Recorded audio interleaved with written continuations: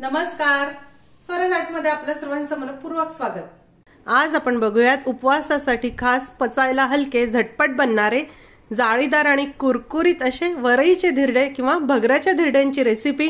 धिरडे अगदी झटपट होतात आणि सोडा इनो काहीही घालण्याची गरज नाही आणि भगर खूप वेळ भिजवण्याची देखील गरज नाही।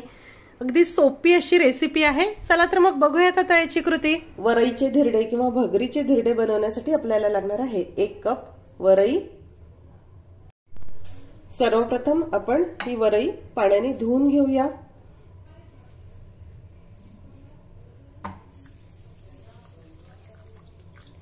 वरई स्वच्छ निवडून घ्या। कधी कधी वरईमध्ये बारीक बारीक खडे असतात। तुम्हाला जर वरई रोडवता येत असेल तर तुम्ही ती रोडवून घेऊ शकता, म्हणजे खडे सर्व खाली राहतील। मी ही पॅक स्वच्छ केलेलीच वरई इथे वापरली आहे।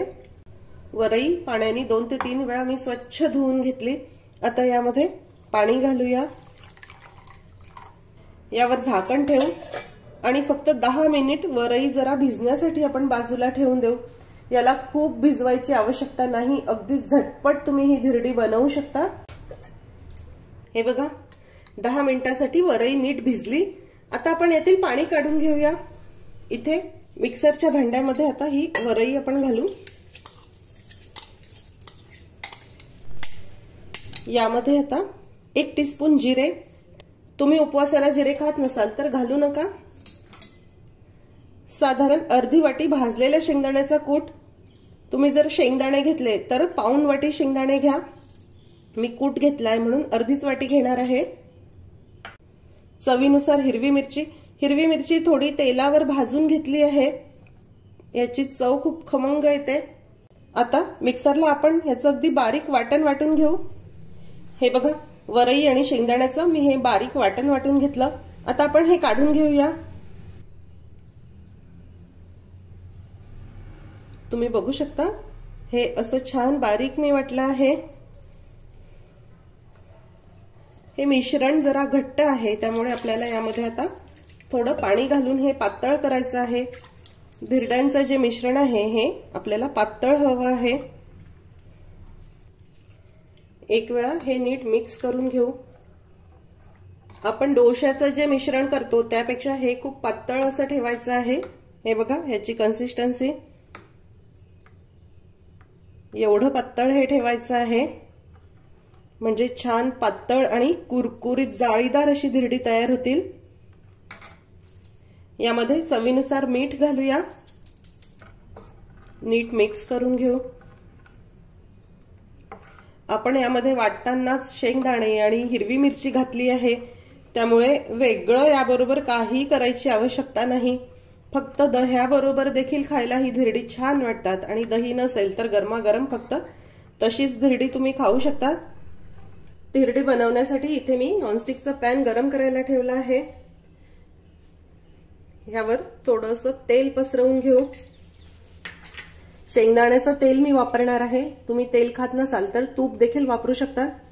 टिश्यू पेपरच्या साहाय्याने हे तेल असं जरा आपण पसरवून घेऊ, म्हणजे तवा नीट ग्रीस होईल। आता आपण धिरडं घालून घेऊ। त्यासाठी धिरड्याचं हे मिश्रण आपल्याला चमच्यानी तळापासून ढवळून घ्यायचं आहे। भगराचं जे पीठ आहे ते तळाशी बसतं आणि पाणी वर येतं, त्यामुळे प्रत्येक वेळी हे पीठ असं ढवळून घ्या। डावाच्या साहाय्याने हे पीठ आपल्याला तव्यावर घालायचं आहे। आपल्याला डोश्याप्रमाणे हे अजिबात पसरवायचं नाही। ज्या प्रकारे आपण तांदळाच्या पिठाची घावणं करतो त्याच प्रकारे ही धिरडी घालायची आहे। मोठा डाव असेल तर कधीही उत्तम, नसेल तर असं थोडं थोडं करून पीठ घाला। तवा नीट तापलेला असला की जाळी खूप छान पडते।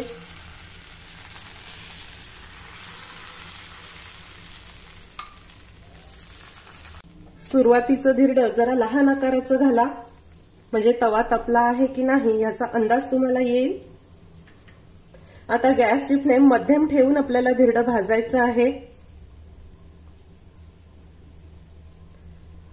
थोडं शेंगदाण्याचं तेल घालूया। उपवासाला 30 साबुदाणा खिचडी आणि वरईचा भात खाऊन कंटाळा आला असेल तर झटपट ही धिरडी बनवा। खूप मस्त होतात. उपवासाच्या दिवशी फार काही करण्याचे त्राण देखील नसतात, त्यामुळे झटपट होणारं काहीतरी हवं असतं. हा अगदी मस्त पर्याय आहे. बघा जाळी किती छान पडली. आता आपण ह्याची साईड टर्न करून घेऊ.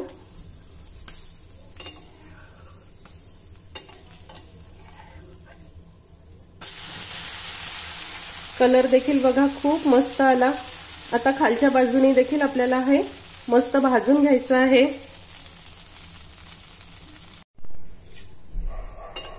हे बघा झालंय हे भाजून. आता आपण काढून घेऊ. तुम्ही बघू शकता किती छान मस्त जाळी याला पडली आणि छान कुरकुरीत असं हे झालं आहे. तुम्हाला आणखी एक धिरडं घालून दाखवते. टिश्यू पेपरनी तवा नीट पुसून घ्या. धिरडी घालण्यासाठी सर्वात महत्वाची गोष्ट आहे की तवा आपल्याला हा अगदी व्यवस्थित गरम करून घ्यायचा आहे आणि चमच्याच्या साहाय्याने या प्रकारे धिरडी घालायची आहे.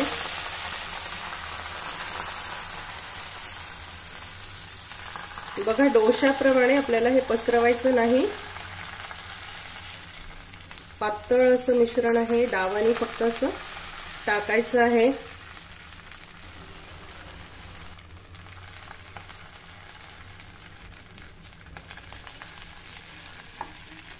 सोडा वगैरे काहीही घालायची आवश्यकता नाही. खूप मस्त जाळीदार आणि कुरकुरीत ही धिरडी होतात. गॅसची फ्लेम मध्यम ते मोठीच ठेवा. तेल घालूया.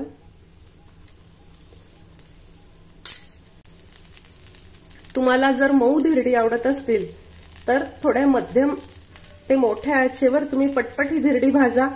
पण तुम्हाला जर अगदी कुरकुरीत धिरडी आवडत असतील तर मंद आचेवर छान खरपूस होईपर्यंत भाजू शकता. ह्याची बाजू टर्न करून घेऊ.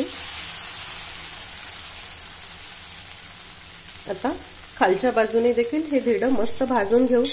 हे धिरडं देखील भाजून झालं. आता आपण हे देखील काढून घेऊ. बघा गरमागरम चविष्ट असे भगराचे धिरडे किंवा वरईचे धिरडे तयार आहे. हे बघा हे धिरडं मी जरा कमी भाजलं होतं, त्यामुळे हे छान असं मऊ झालं आहे. घावनाप्रमाणे अगदी सॉफ्ट आहे आणि हे मंद आचेवर छान कुरकुरीत भाजलं, त्यामुळे हे डोशाप्रमाणे अगदी क्रिस्पी आहे.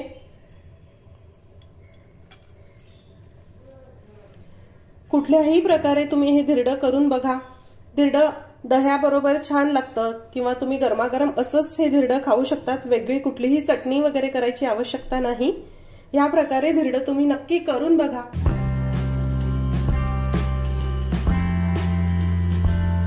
उपवासासाठी खास विदर्भ पद्धतीची चविष्ट अशी उकडपेंडीची रेसिपी.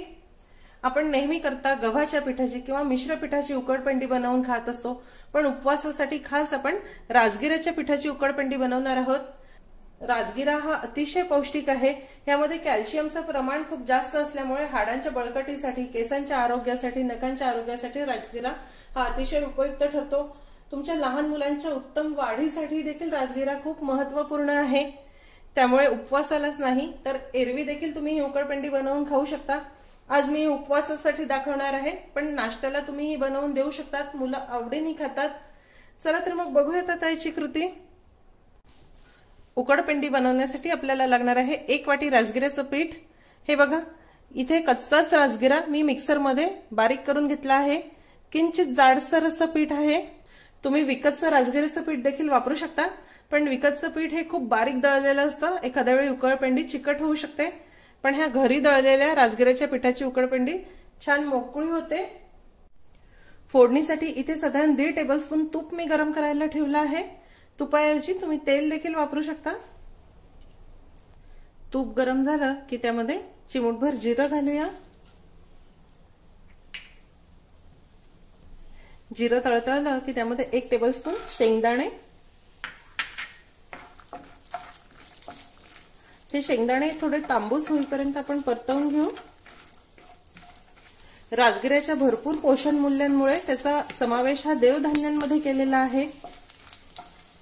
खूप सात्विक, पचायला हलके असे पदार्थ असतात राजगिऱ्याचे आणि पोटभरीचे सुद्धा होतात. त्यामुळे उपवासाला तुम्ही खाल्ल्यास दम देखील राहतो.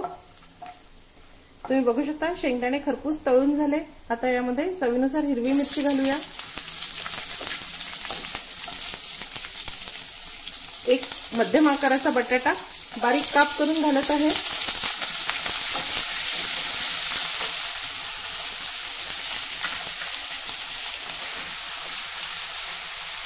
तुम्ही जर सहज नाश्त्याला म्हणून हा करणार असाल तर यामध्ये कांदा देखील घालू शकता। आता हा बटाटा थोडा अर्धवट मऊ होईपर्यंत आपण परतून घेऊ। खूप पूर्ण शिजवायचा नाही, अर्धवट थोडा मऊ होईल एवढाच। हे बघा, हा बटाटा आता किंचित मऊ झाला आहे। यामध्ये हे राजगिऱ्याचं पीठ घालूया। आता अगदी मंद गॅसवर आपल्याला हे राजगिऱ्याचं पीठ व्यवस्थित भाजून घ्यायचं आहे। राजगिऱ्याचं पीठ हे आपण कच्चंच राजगिऱ्याचं पीठ वापरलं आहे, त्यामुळे छान खमंग हे भाजून घेऊ। याआधी देखील मी राजगिऱ्याच्या पिठाचा शिरा, राजगिऱ्याच्या पिठाचे लाडू आणि राजगिऱ्याच्या खिरीचे 2 प्रकार दाखवले आहे। खूप अप्रतिम आहेत हे सर्व प्रकार, तुम्ही नक्की बघा।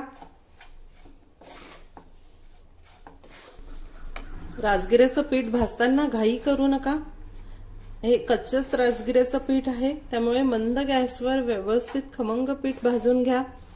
ह्या उकडपेंडीची चव आहे ती हे पीठ किती व्यवस्थित खमंग भाजलं जातं त्यावरच आहे। तुम्ही भरभर भाजलं तर ते पीठ जळतं आणि करपट चव उकडपेंडीला येते, आणि कच्चं राहिलं तर उकडपेंडी चिकट होते। त्यामुळे घाई न करता मंद गॅसवर व्यवस्थित भाजून घ्या।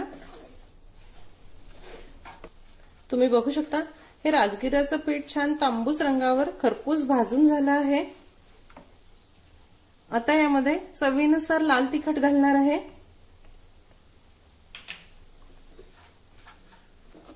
तिखट हे नेहमी करता उशिरा घालावं, कारण राजगिऱ्याचं पीठ भाजायला वेळ थोडा जास्त लागतो, तोपर्यंत हे तिखट करपून जातं। यामध्ये अर्धा टीस्पून साखर घालणार आहे। साखर ऑप्शनल आहे, तुम्ही आवडत नसल्यास नाही घातली तरी चालेल। चवीनुसार मीठ घालूया। हे व्यवस्थित मिक्स करू।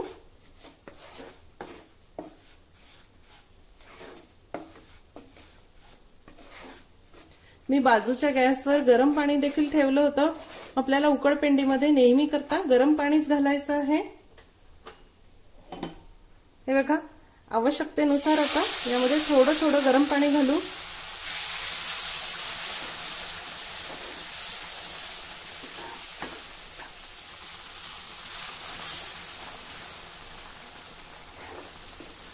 यात लागेल तसं आवश्यकतेनुसार पाणी घाला। तुम्हाला ही उकडपेंडी किती मऊ किंवा किती मोकळी हवी त्यानुसार।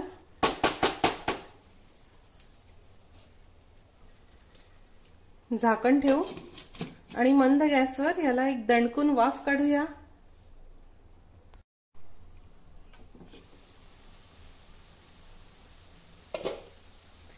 तुम्ही बघू शकता हे राजगिरा किती छान फुलला, मस्त दणकून वाफ याला आली आहे। छान लुसलुशीत अशी ही उकडपेंडी झाली आहे।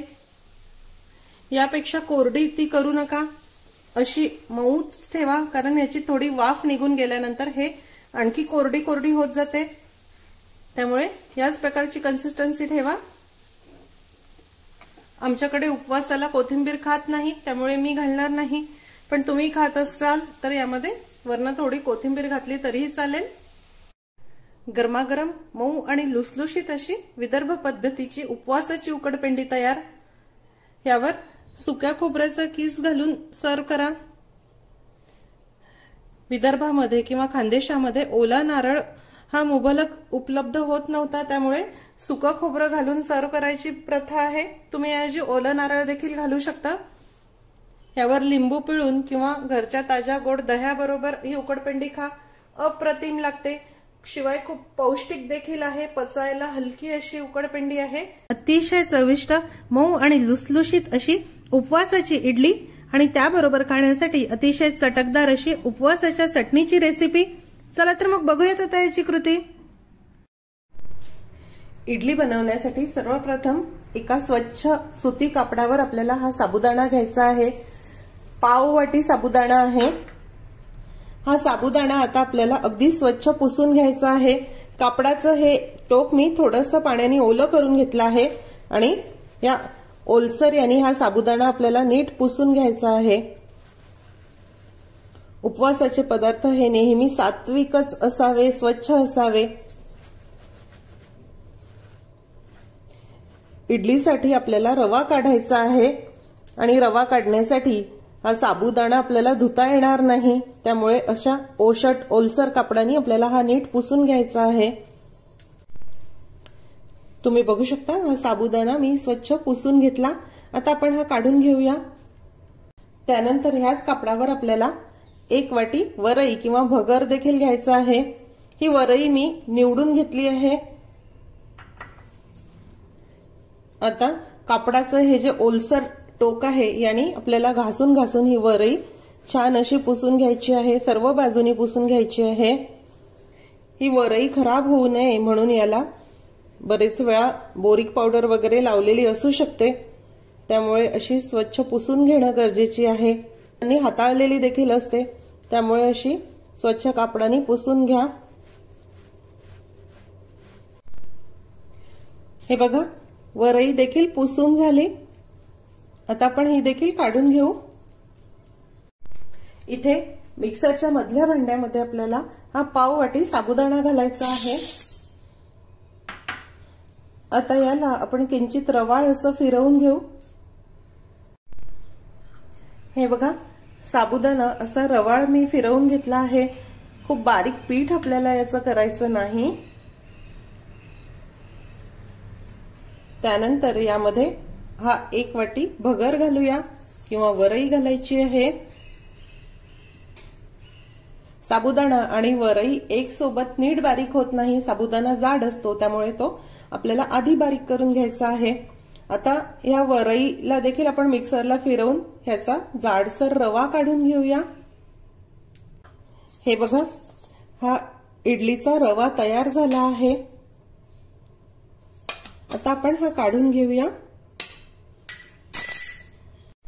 इथे एका पसरट भांड्यामध्ये आता आपण 1 वाटी घरचं दही घेऊया। हे ताजं दही आहे। ताज्या दह्याची इडली खूप छान होते। हे दही आता आपल्याला चमच्याच्या साहाय्याने थोडं फेटून घ्यायचं आहे। हे बघा हे दही फेटून झालं। आता यामध्ये आपल्याला अर्धी वाटी पाणी घालायचं आहे आणि एकसारखं करून घेऊया।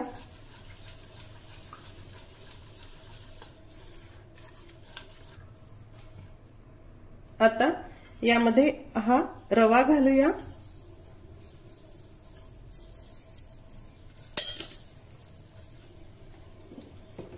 वरई आणि साबुदाण्याचं छान रवाळ टेक्स्चर आलं आहे।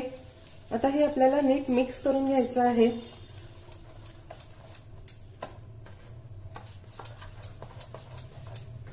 दही नेहमी करता नॉर्मल टेम्परेचरचं घ्या। रूम टेम्परेचरला असलेलं दही आपल्याला घ्यायचं आहे। बघा हे नीट मिक्स झालं, अगदी व्यवस्थित भिजलं। आता आपण यावर झाकण ठेवू आणि साधारण 20 ते 25 मिनिटांसाठी हा रवा भिजण्यासाठी किंवा मुरण्यासाठी आपण बाजूला ठेवून देऊ। इडलीचं पीठ मुरतंय तोपर्यंत आपण चटणी बनवून घेऊ। त्यासाठी आपल्याला लागणार आहे अर्धी वाटी ओलं नारळ, साधारण 1.5 टेबलस्पून भाजलेल्या शेंगदाण्याचं कूट, चवीनुसार हिरवी मिरची। आता मी इथे एकच मिरची घालणार आहे, कारण नंतर तडक्यामध्ये देखील थोडी मिरची घालायची आहे। पाव इंच आलं, तुम्ही उपवासाला आलं खात नसाल तर घालू नका। चवीनुसार थोडी साखर,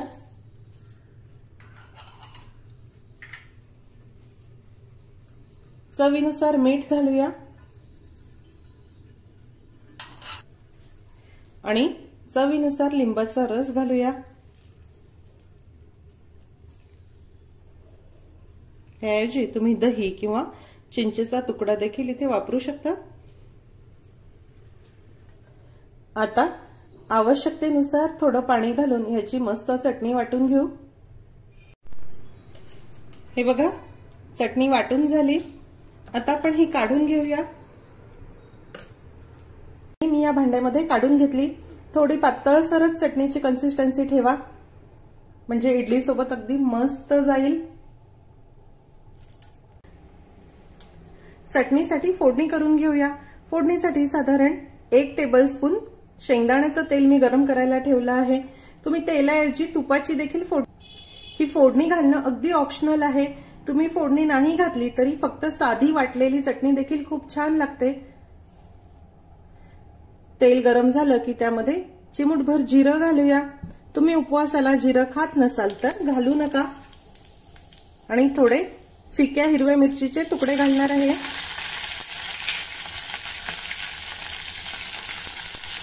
त्याने टेक्स्चर खूप छान येतं।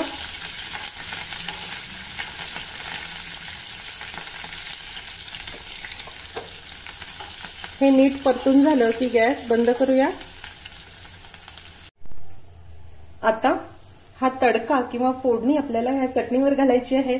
चटणी लगेच खायची असेल तर गरम तडका चटणीवर घाला, आणि जरा वेळाने खायची असेल तर हा तडका थंड करून घाला। ओल्या नारळाची चटणी आहे ती लवकर खराब होते, चिकट होते, त्यामुळे गरम तडका घातला की चटणी लवकर खराब व्हायला सुरुवात होते। म्हणून जास्त वेळासाठी जर ही चटणी ठेवायची असेल तर नेहमी करता थंड तडकाच यावर घाला। उपवासाची नारळाची चटणी तयार आहे। इथे इडली पात्रामध्ये मी पाणी गरम करायला ठेवलं आहे। त्यानंतर इडलीच्या ज्या प्लेट्स आहेत त्याला आपण शेंगदाण्याचं तेल लावून घेऊ। तेलाऐवजी तुम्ही तुपाचा वापर देखील इथे करू शकता।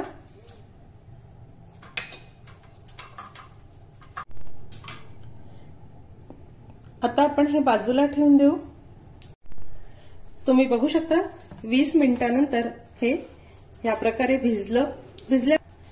भिजल्यामुळे हा वरईचा रवा छान फुलला आहे, त्यामुळे मिश्रण हे जरा कोरडं झालं आहे। आता यामध्ये आपल्याला चवीनुसार मीठ घालायचं आहे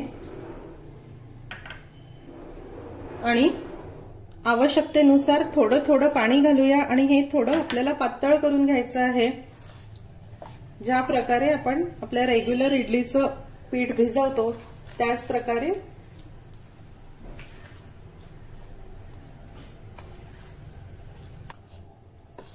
बघा, या पद्धतीने मी हे भिजवून घेतलं। अगदी खूप पातळ नाही पण अगदी खूप कोरडं देखील नाही। आणि हे पीठ भिजवण्यासाठी मला बरोबर 1 वाटी पाणी लागलं आहे। अर्धी वाटी पाणी आपण दह्याबरोबर घातलं होतं आणि अर्धी वाटी पाणी मी आता घातलं आहे। प्रत्येक साबुदाण्यानुसार आणि भगरानुसार हे प्रमाण कमी अधिक होतं, त्यामुळे आवश्यकतेनुसार यामध्ये पाणी घाला। आता हे इन्स्टंट इडली आहे, आपण याला आंबवलेलं वगैरे अजिबात नाही, त्यामुळे इडली फुगण्यासाठी आपल्याला अर्धा टीस्पून खाण्याचा सोडा घालायचा आहे। नीट मिक्स करूया।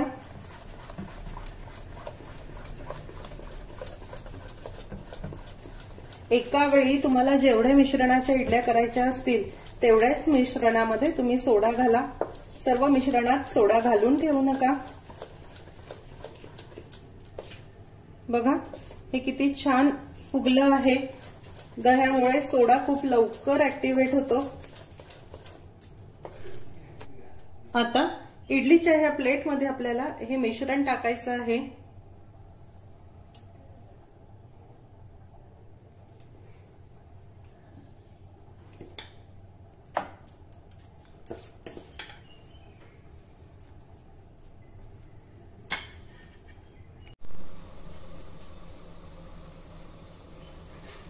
तुम्ही बघू शकता हे पाणी देखील गरम झालं। आता आपण हे इडलीच्या प्लेट्स ठेवून घेऊ।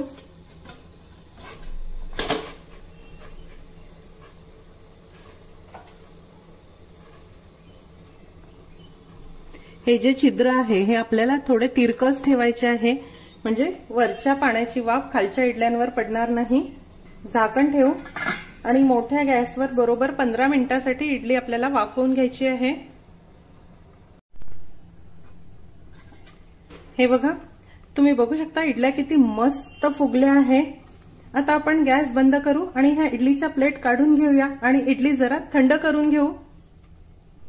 हे बघा, ह्या इडल्या आता जरा गार झाल्या। इडली गार झाली की ती पटकन सुटते, गरम इडली सोडवताना तुटते। ह्या वरईच्या इडल्या आहे त्यामुळे जरा काळजीपूर्वक काढा।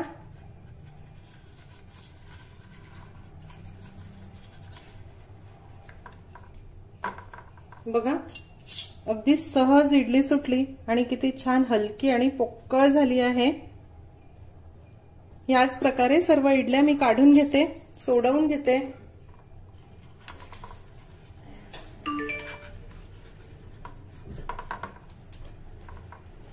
हे बघा, अशी चविष्ट जाळीदार आणि हलकी अशी उपवासाची इडली तयार आहे। हे बघा, ह्याचं टेक्स्चर तुम्हाला दाखवते। खूप सॉफ्ट, हलकी आणि जाळीदार अशी इडली बनली आहे। ह्या प्रकारे उपवासाची चटणी आणि इडली तुम्ही नक्की करून बघा।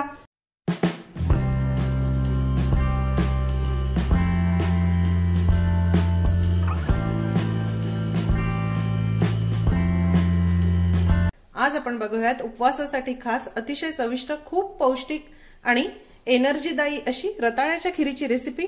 ही खीर लहान मुलांसाठी देखील खूप हेल्दी आहे। चला तर मग बघूयात आता याची कृती। रताळ्याची खीर बनवण्यासाठी सर्वप्रथम आपल्याला लागणार आहे पाव किलो रताळं। हे बघा, या ठिकाणी आपल्याला कच्चीच रताळं घ्यायची आहे आणि 1 लिटर दूध। हे म्हशीचं दूध आहे, फुल फॅट क्रीम आहे। खीरसाठी, बासुंदीसाठी नेहमी करता फुल फॅट मिल्कच घ्या। सर्वप्रथम पसरट कढईमध्ये आपल्याला हे दूध आटवण्यासाठी ठेवायचं आहे, थोडं घट्ट होण्यासाठी ठेवायचं आहे। आपण रताळ्यासोबतच जर दूध शिजवायला घेतलं तर रताळ्याच्या स्टार्चमुळे ते पटकन घट्ट होतं आणि छान खिरीसारखी चव यायला येत नाही। त्यामुळे आपण हे दूध थोडं वेगळं असं आटवून घेऊ। आपल्याला हे दूध 3/4 राहील एवढं आटवायचं आहे। म्हणजे हे 1 लिटर आहे तर आपल्याला पाऊण लिटर शिल्लक राहील एवढं आपल्याला आटवायचं आहे। हे दूध उकळताना यामध्ये काही केशरच्या कांड्या घालू, म्हणजे रंग आणि चव छान येईल। पण केशर घालणे हे टोटली ऑप्शनल आहे, नको असेल तर स्किप केली तरी चालेल। आता हे दूध आपल्याला व्यवस्थित उकळवून घ्यायचं आहे। तुम्ही बघू शकता ह्या दुधाला मस्त उकळी आली। आता हे दूध आटण्यासाठी आपल्याला बाजूच्या गॅसवर ठेवून द्यायचं आहे। त्यानंतर आपण हे रताळ्याची साल काढून घेऊ। या प्रकारे साल काढून घ्या।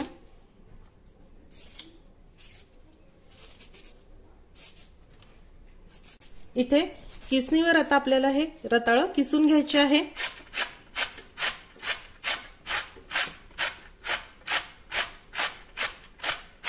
रताळे किसून झाले, तुम्ही बघू शकता। अगदी खूप अगोदरपासून किसून ठेवू नका, कारण रताळे हे किसल्यानंतर हवेमुळे काळी पडतात। त्यामुळे अगदी आयत्या वेळेला आपल्याला हे किसून घ्यायचे आहे। इथे दुसऱ्या एका पॅन मध्ये 1 टेबलस्पून साजूक तूप मी गरम करायला ठेवलं आहे। तूप गरम झालं की त्यामध्ये काजू आणि बदामचे तुकडे घालूया आणि हे आपल्याला थोडे परतवून घ्यायचे आहे।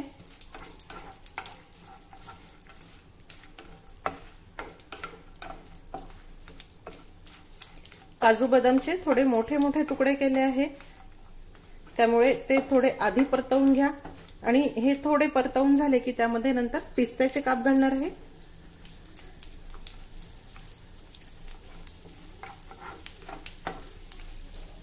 पिस्त्याचे काप पातळ आहे, ते जळू नये म्हणून मी नंतर घालणार आहे। आता यामध्ये आपल्याला हा रताळ्याचा किस घालायचा आहे।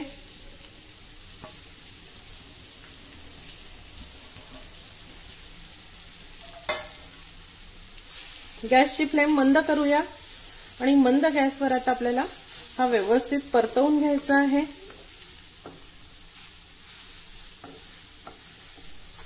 हे बघा, हे व्यवस्थित परतवून झालं आहे। तुम्ही बघू शकता या किसाचा रंग देखील बदलला आहे। आता यावर झाकण ठेवू आणि मंद गॅसवर हा किस थोडा मऊ होईपर्यंत आपल्याला शिजवायचा आहे। आपल्याला या प्रकारे तुपावर परतवूनच हे रताळ्याची खीर बनवायची आहे। ह्याची चव खूप छान येते। उकडलेल्या रताळ्याची देखील खीर बनवता येते, पण त्याच्या चवीमध्ये आणि ह्याच्या चवीमध्ये खूप फरक लागतो। ह्या प्रकारे खीर करून बघा, तुम्हाला फरक नक्कीच लक्षात येईल। हे बघा, हा रताळ्याचा किस छान मऊ शिजला आहे, अगदी मऊ झाला आहे। आता आपण गॅस बंद करूया। अगदी फार देखील आपल्याला गचका करायचा नाही, याचे असे धागे धागे राहायला हवे, म्हणजे खिरीला टेक्स्चर खूप मस्त येतो। या प्रकारे जर तुम्ही बोटामध्ये दाबून बघितला तर हा सहज अगदी मऊ होतो आहे। हे बघा, गॅस बंद करूया। हे दूध देखील उकडून 3/4 राहिला आहे। डाळ जोपर्यंत परतून होतं तोपर्यंत हे दूध देखील व्यवस्थित शिजतं। कलर देखील बघा खूप मस्त आला आहे आणि छान घट्टसर झाला आहे। आता या दुधामध्ये आपल्याला हा परतवलेला रताळ्याचा किस घालायचा आहे। सुरुवातीला जर रताळं दुधामध्ये शिजायला घातली तर ते खूप घट्ट होऊन जातं आणि खिरीचं टेक्स्चर देखील बिघडतं, त्यामुळे ह्या प्रकारे परतून घ्या। आता यामध्ये अर्धी वाटी मी साखर घालणार आहे। साखरेचं प्रमाण हे तुम्ही तुमच्या आवडीनुसार कमी अधिक करू शकता। तुम्हाला जर साखरेऐवजी गुळ घालायचा असेल तर ही खीर पूर्णपणे थंड झाल्यानंतर तुम्ही यामध्ये गुळ किसून घाला।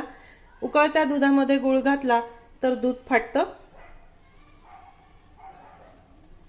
आता आपल्याला ह्या दुधामध्ये आणि साखरेसोबत हा रताळ्याचा किस व्यवस्थित शिजवून घ्यायचा आहे। याला छान 3-4 उकळ्या काढून घ्यायच्या आहे। बघा, याचं टेक्स्चर खूप छान आलं आहे। रताळ्याचा किस मऊ झाला आहे, पण तो छान एकजीव व्हावा त्यासाठी या दुधासोबत आपल्याला हे थोडा वेळ शिजवायचं आहे। हे बघा, 2 ते 3 मिनिटांसाठी ही खीर व्यवस्थित उकळवून झाली आहे। छान मस्त घट्टसर अशी झाली आहे। यापेक्षा अधिक शिजवू नका, कारण जसजशी ही खीर गार होईल तसतशी ही अजून थोडी घट्ट होत जाईल। त्यामुळे आता आपण गॅस बंद करूया। आता याची कन्सिस्टन्सी ठीक आहे। सर्वात शेवटी त्यामध्ये पाव टीस्पून जायफळची पावडर घालणार आहे आणि पाव टीस्पून वेलची पूड मिक्स करूया। अतिशय चविष्ट आणि खूप पौष्टिक अशी रताळ्याची खीर तयार। हे बघा, तुम्ही बघू शकता ह्याचं टेक्स्चर किती छान क्रीमी अशी ही खीर झाली आहे। तुम्ही ही खीर गरमागरम खा किंवा फ्रीज मध्ये ठेवून छान थंडगार अशी खा, खूप मस्त लागते। कुठल्याही प्रकारे खाल्ली तरी अप्रतिम। पण बघूयात खूप कमी साहित्यामध्ये झटपट होणाऱ्या आणि अगदी नवशिके देखील बनवतील इतक्या परफेक्ट नारळाच्या वड्यांची रेसिपी। चला तर मग बघूयात आता याची कृती। नारळाच्या वड्या बनवण्यासाठी सर्वप्रथम कढईमध्ये 1 टीस्पून तूप मी गरम करायला ठेवला आहे। तूप गरम झालं की यामध्ये 3 कप आपल्याला खोवलेला ओला नारळ घ्यायचा आहे। खोवलेला नारळ हा मोजताना नेहमी करता कपानी घट्ट दाबून दाबून मोजा, म्हणजे साखरेचा अंदाज चुकणार नाही। नारळ जर तुम्ही हलकं हलकं कपामध्ये भरून घेतलं तर साखरेचं प्रमाण खूप जास्त होऊन जातं।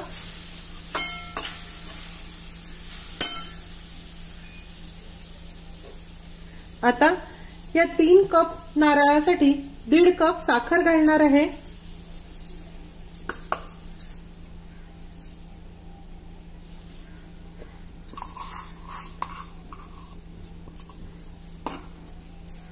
म्हणजे जेवढा नारळ असेल त्याच्या अर्धी आपल्याला साखर घ्यायची आहे। साखरेचं प्रमाण तुम्ही तुमच्या आवडीनुसार कमी अधिक करू शकता, पण एकाच अर्ध हे अगदी अचूक प्रमाण आहे। साखर कमी झाले की देखील वड्या नीट पडत नाही।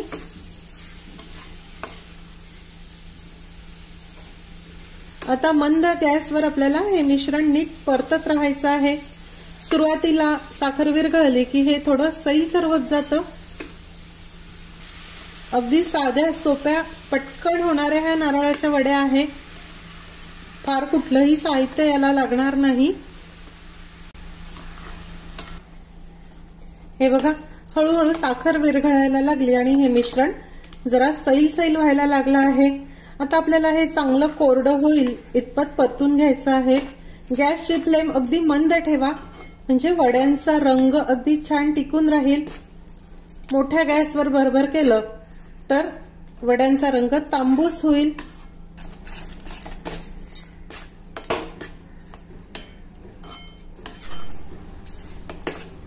हे बघा, तुम्ही बघू शकता आता हळूहळू हे मिश्रण कोरडं व्हायला सुरुवात झाली आहे आणि कडेने असं थोडं पांढरं पांढरं व्हायला सुरुवात झाली आहे. आता आपल्याला अजून थोड्या वेळासाठी हे परतायचं आहे. अजूनही यामध्ये थोडा ओलावा आहे. हे बघा, इथे खाली तळाला बघा ओलसरच दिसते आहे. हे मिश्रण जरा एकवटून येईल एवढं आपल्याला परतायचं आहे. हे बघा, तुम्ही बघू शकता हे मस्त परतून झालं आणि आता ह्याचा असा गोळा तयार होतो आहे. कढईपासून हे असं सुटायला देखील लागलं. मंद गॅसवर ह्या जाड बुरळाच्या पसरट कढईमध्ये हे मिश्रण परतण्यासाठी मला साधारण 25 मिनिट लागले आहे. आता सर्वात शेवटी यामध्ये 1 टीस्पून तूप घालणार आहे. पुन्हा थोडंसं तूप घालूया. शेवटी जरा तूप घातलं की याला खूप मस्त चकाकी येते. थोडी वेलचीची पूड, एक वेळा हे पुन्हा मिक्स करून घेऊ.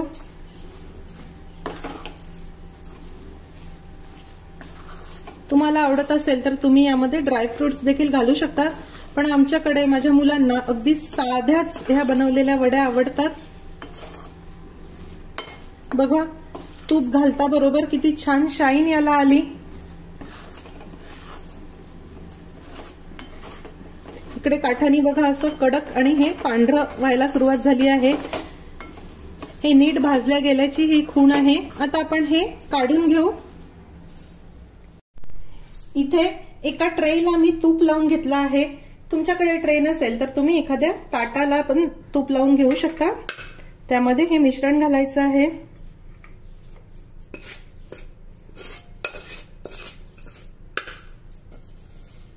हे बघा, तुम्हाला टाकतानाच कळत असेल हे किती छान परफेक्ट परतून झालं आहे.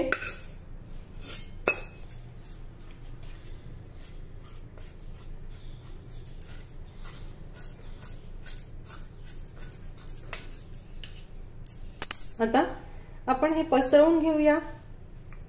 आपल्याला हे सेट करून घ्यायचं आहे. उलटण्याने असं पसरवून घ्या.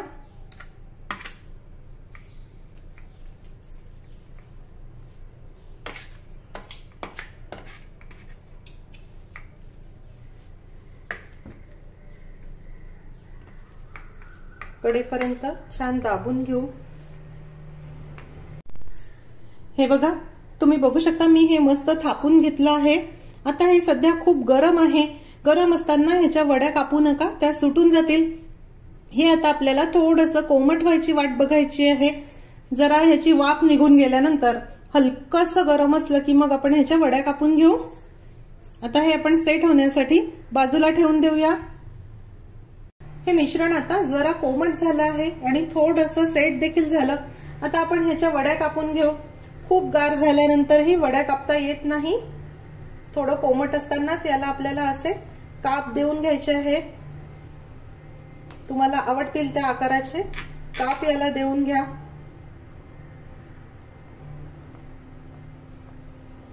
बघा, कापतानाच तुम्हाला कळत असेल किती छान ह्या वड्या झाल्या आहे.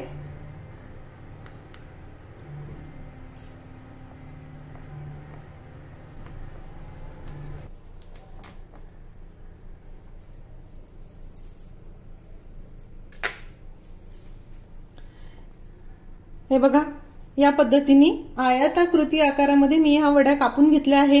आता ह्या वड्या पूर्णपणे गार होण्यासाठी साधारण 1 ते 2 तास आपण बाजूला ठेवून देऊ. 1-2 तासात ह्या वड्या खूप मस्त सेट होतात. अजूनही हे जरा गरमच आहे. गरम असताना वड्या सोडवण्याचा प्रयत्न करू नका. फक्त त्याला असे काप करून ठेवा, म्हणजे नीट निघतील. हे बघा, तुम्ही बघू शकता हे पूर्णपणे गार झालं आहे. साधारण 1 तास झाला आहे. आता आपण वड्या सोडवून घेऊया. या कापलेल्या वड्यांमध्ये एक वेळा चाकू फिरवून घेऊ आणि हळूच या वड्या सोडवून घेऊया.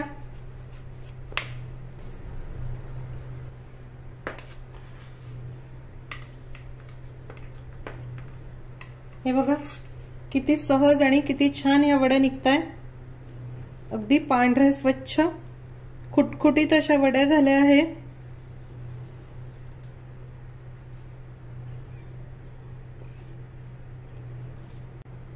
तुम्हाला जवळून याचं टेक्स्चर दाखवते, हे बघा।